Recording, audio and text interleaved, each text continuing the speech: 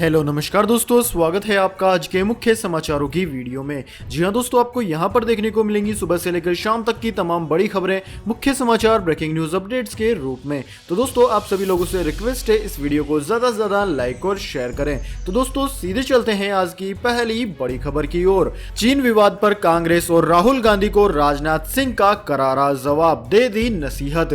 जी हां दोस्तों, रक्षा मंत्री और भारतीय जनता पार्टी यानी कि बीजेपी के वरिष्ठ नेता राजनाथ सिंह ने सोमवार को महाराष्ट्र जनसंवाद रैली को संबोधित किया। उन्होंने कहा कि आज राहुल गांधी और कुछ विपक्षी नेताओं ने कहा है कि सरकार को स्पष्ट करना चाहिए कि भारत चीन सीमा पर क्या हो रहा है। देश के रक्षा मंत्री के रूप में मैं यह कहना चाहता हूं कि मुझे जो कुछ भी कहना है वह मैं संसद के अंदर कहूंगा, मैं लोगों को गुमराह नहीं करूंगा। उन्होंने राहुल गांधी और कांग्रेस को नसीहत देते हुए कहा कि चीन विवाद को लेकर गलतफहमी फैलाने की कोशिश न करें। रक्षा मंत्री ने कहा कि चीन के साथ 6 जून की वार्ता बहुत सकारात्मक थी। भारत और चीन दोनों ही देश सीमा पर चल रही खींचतान को सुलझाने के लिए वार्ता जारी रखने पर सहमत हुए हैं। राजनाथ सिंह ने कहा कि मैं लोगों को आश्वस्त करना चाहता हूं कि देश का नेतृत्व मजबूत हाथों में है और हम देश के स्वाभिमान के साथ समझौता नहीं करेंगे। इसके बाद में दोस्तों अगली बड़ी खबर, अमित शाह का ममता बनर्जी पर बड़ा हमला, कहा यह महामारी ममता बनर्जी को बंगाल से बाहर का रास्ता दिखा देगी। जी हां दोस्तों, गृह मंत्री अमित शाह ने मंगलवार को बंगाल में पहली वर्चुअल रैली की शुरुआत में बंगाल की पवित्र भूमि को प्रणाम करते हुए कहा कि इस महामारी से जान गंवाने वाले लोगों की आत्मा को शांति मिले। अमित शाह ने कहा कि हमने इस महामारी के काल में जनसंवाद का रास्ता ढूंढ लिया है। बंगाल में बीजेपी कार्यकर्ताओं का बलिदान बीजेपी के निर्माण में अहम है। सियासत में हिंसा की कोई जगह नहीं है। अपने संबोधन में अमित शाह ने कहा कि बीजेपी बंगाल को सोनार बांग्ला बनाना चाहती है, बीजेपी संस्कारी बंगाल बनाना चाहती है। उन्होंने ममता बनर्जी पर निशाना साधते हुए कहा कि ममता सरकार आयुष्मान योजना को बंगाल में लागू होने नहीं दे रही है, गरीबों को मुफ्त इलाज का लाभ भी नहीं मिल पा रहा है। केजरीवाल ने आयुष्मान योजना को स्वीकार किया लेकिन ममता सरकार ने नहीं किया। आयुष्मान योजना से देश के गरीबों का मुफ्त इलाज हो रहा है। हमारी सरकार 6 साल से समस्याओं का समाधान कर रही है। अमित शाह ने ममता बनर्जी पर हमला बोलते हुए कहा कि ममता दी, आप हमारा हिसाब मांगती हो, मैं तो हिसाब लेकर आया हूं, लेकिन आप भी कल प्रेस कॉन्फ्रेंस करके अपनी सरकार का हिसाब दीजिए और कहीं बम धमाकों या फिर बंद हुई फैक्ट्रियों का नंबर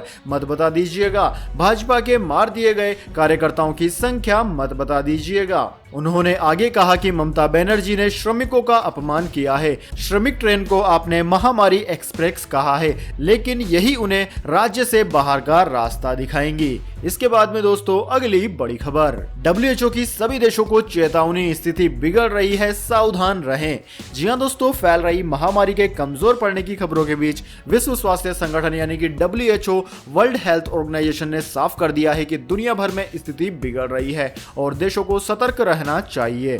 WHO ने कहा कि अमेरिकी महाद्वीप में इस महामारी के मामलों में आए उछाल के बाद उसने एक दिन में अब तक के सबसे ज्यादा मामले दर्ज किए हैं, जिससे पता चलता है कि स्थिति सुधरने की बजाय ज्यादा बिगड़ रही है। WHO ने इस महामारी काल में अमेरिका सहित कई देशों में हो रहे विरोध प्रदर्शनों पर चिंता जताते हुए प्रदर्शनकारियों से सावधानी बरतने का आग्रह किया है। वर्चुअल न्यूज कॉन्फ्रेंस में WHO प्रमुख टेड्रोस एडहानोम घेब्रेयेसस ने कहा कि भले ही यूरोप में हालात सुधरे हैं, लेकिन बाकी दुनिया में स्थिति और भी गंभीर रूप से बिगड़ती जा रही है। अब इसके बाद में दोस्तों जान लेते हैं पूरी दुनिया और भारत में इस महामारी के अब तक कितने मामले सामने आ चुके हैं। तो दोस्तों पूरी दुनिया की बात की जाए तो पूरी दुनिया में अब तक 69,31,000 से ज्यादा मामले इस महामारी के सामने आ चुके हैं, जिनमें से 4 लाख से ज्यादा लोगों की जान चली गई है। दोस्तों इस महामारी का सबसे बुरा असर अमेरिका पर पड़ा है, जहां पर 20 लाख से ज्यादा लोग इस बीमारी की चपेट में आ गए हैं, जिनमें से 1,12,000 से ज्यादा लोगों की जान चली गई। इसके बाद में दोस्तों Brazil, Russia, United kingdom, India, Peru, Spain, Italy, Germany आदि का नंबर आता है।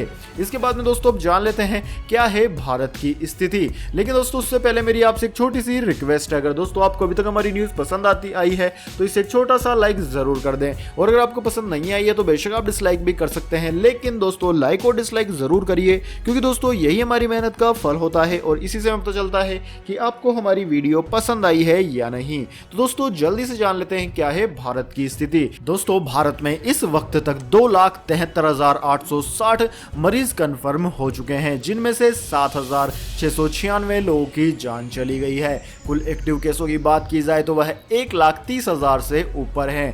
भारत में सबसे ज्यादा प्रभावित, सबसे बुरी तरीके से प्रभावित राज्य महाराष्ट्र है, जहां पर 90,000 से ज्यादा मरीज हैं। साथ ही इसके बाद में तमिलनाडु में 34,000 से ज्यादा, दिल्ली में लगभग 30,000, गुजरात में 21,000, उत्तर प्रदेश में 11, राजस्थान में 11,000 हैं। इसके अलावा भी दोस्तों लगभग भारत के सभी राज्यों में यह महामारी फैल चुकी है। इसके बाद में दोस्तों रुक करते हैं अगली बड़ी खबर का। मौसम समाचार, वेदर न्यूज टुडे। रफ्तार में है मानसून, इस तारीख तक पहुंचेगा बंगाल, फिर करेगा दिल्ली यूपी का रुख। जी हां दोस्तों, मानसून तेजी से नॉर्थ ईस्ट की ओर बढ़ रहा है। इसके 1 से 2 दिनों में बंगाल की खाड़ी पहुंचने की उम्मीद है। मौसम वैज्ञानिकों की माने तो दक्षिण पश्चिमी मानसून के लिए स्थितियां अनुकूल है। अगर वह इसी स्पीड से बढ़ता रहा तो महाराष्ट्र, कर्नाटक, तेलंगाना समेत देश के कई हिस्सों में भारी बारिश हो सकती है। साथ ही बंगाल की खाड़ी, पूर्वोत्तर के राज्यों सिक्किम, ओडिशा के कुछ हिस्सों और गंगीय पश्चिम बंगाल में भी बारिश हो सकती है। हालांकि उत्तर भारत के लिए अच्छी खबर एक हफ्ते बाद आएगी। दिल्ली एनसीआर में इस बार 27 जून तक मानसून के दस्तक देने का पूर्वानुमान मौसम विज्ञान विभाग ने बताया है। बंगाल की खाड़ी में संभवतः कम दबाव वाला क्षेत्र बनने के चलते नमी युक्त पूर्वाई हवाएं चलने से दिल्ली एनसीआर में 12 और 13 जून को भी बारिश हो सकती है। 13 जून को आंधी आने की भी संभावना है।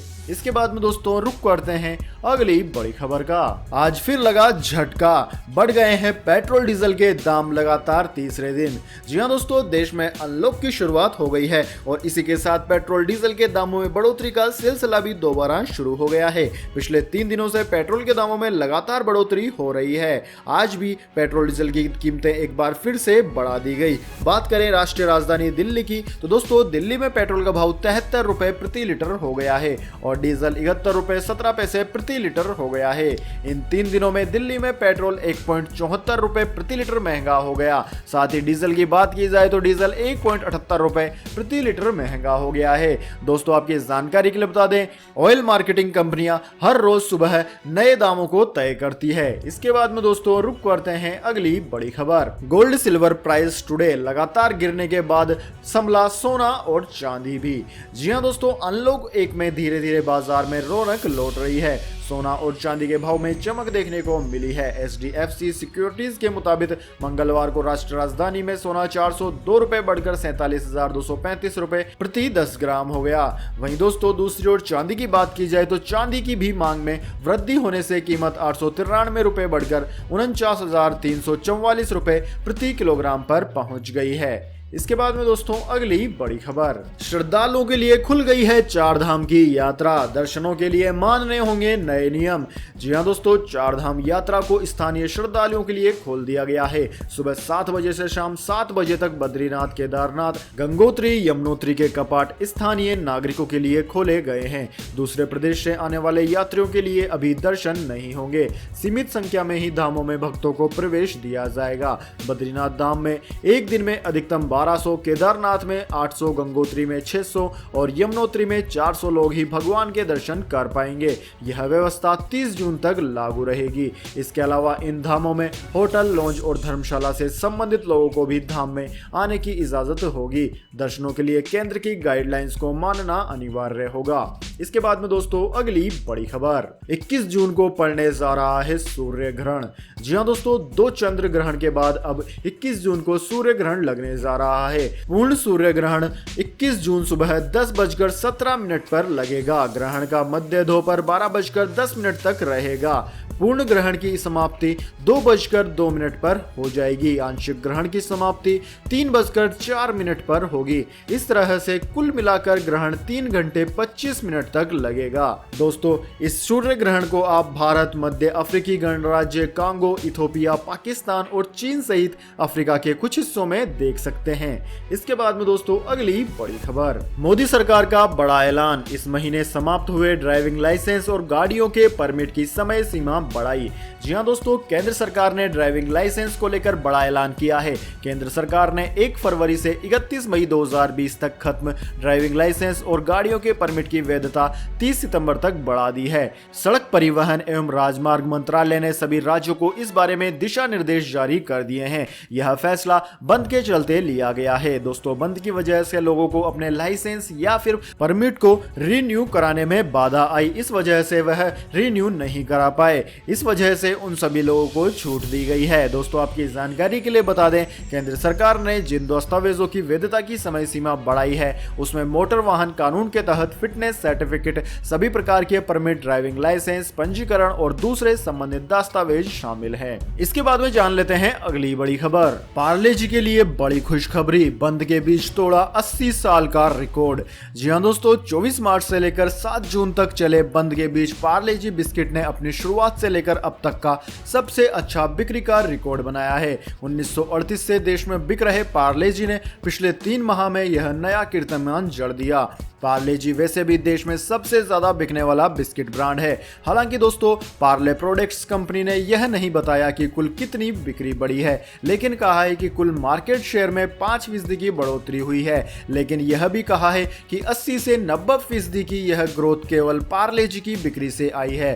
कंपनी के कैटेगरी हेड मयंक शाह ने कहा है कि यह अविश्वसनीय लग रहा है। इसके बाद में दोस्तों अगली बड़ी खबर, एसबीआई ने ट्वीट कर ग्राहकों को दी बड़ी चेतावनी, अगर फोन में रखा है यह ऐप तो खाली हो जाएगा आपका बैंक खाता। जी हां दोस्तों, इंटरनेट बैंकिंग के जरिए दिन प्रतिदिन बढ़ती धोखाधड़ी के बीच अब एसबीआई ने अपने ग्राहकों को एक अलर्ट जारी किया है। एसबीआई ने ट्वीट के जरिए लोगों से किसी भी अनाधिकृत मोबाइल ऐप का इस्तेमाल नहीं करने की सलाह दी है। एसबीआई ने कहा है कि इस तरह के मोबाइल ऐप जालसाजों को आपके डिवाइस पर नियंत्रण रखने के साथ ही आपके कॉन्टैक्ट, पासवर्ड और फाइनेंशियल अकाउंट्स तक का एक्सेस दिला देते हैं। बैंक ने अपनी ट्वीट में लिखा है कि कुछ मोबाइल एप्लीकेशंस अपनी संवेदनशील जानकारियों के साथ समझौता कर अपनी व्यक्तिगत जानकारियों को उजागर कर सकते हैं। एसबीआई आपको ऐप्स के उपयोग संबंधी कुछ महत्वपूर्ण जानकारियां देता है। इस कैप्शन के साथ ही एक तस्वीर पोस्ट की गई जिसमें ग्राहकों की सुरक्षा हेतु कई टिप्स बताए गए थे। दोस्तों, इसके अंदर उन्होंने लिखा है कि हर एक केवल वेरीफाइड ऐप को ही डाउनलोड करे। किसी भी ऐप को इंस्टॉल करने से पहले जांच ले कि वह किसी कंपनी ने बनाया है और क्या यह वेरीफाइड है या नहीं। किसी भी नए ऐप को परमिशन देते समय सावधान रहें। ध्यान रखें कि जो परमिशन ऐप मांग रहा है क्या वह जरूरी है।